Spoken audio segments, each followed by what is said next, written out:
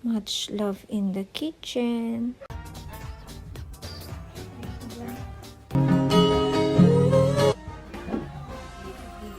Magsisinigang tayo ngayon.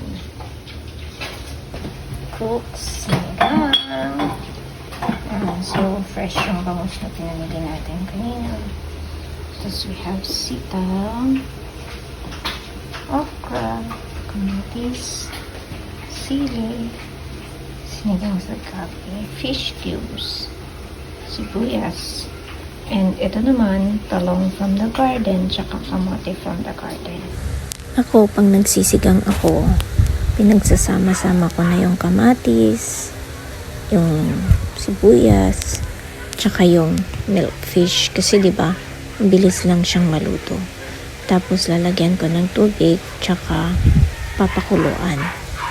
Kasi usually, pag nagluluto ako, pang isahan or dalawahan lang kasi madalas mag-isa ko. Minsan, nandito si hubby.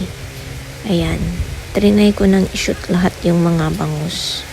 Tapos pag kumulo na, nilalagyan ko siya ng nor sinigang sa gabi para kahit walang gabi, malapot pa rin yung sabaw niya.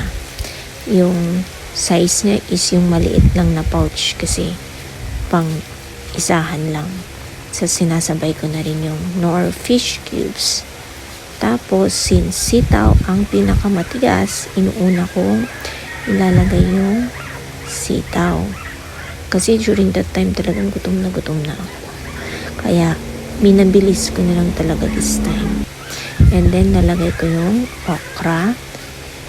Tapos, after ng okra, nalagay ko naman yung talong. Yung talong, fresh na fresh yan. Walang pesticide. Galing yan sa garden.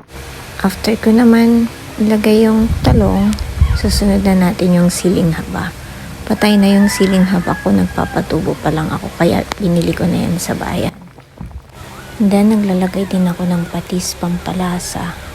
Tapos, ilalagay ko na yung kamote tops na galing yan sa garden. Pagkalagay ko over and then patayin na. So, ito pala yung mini garden ko. Yan, isang timba lang. Diyan ko kinuha yung talong, tsaka yung kamote tops. So, enjoy na natin ng kumain. Thanks for watching.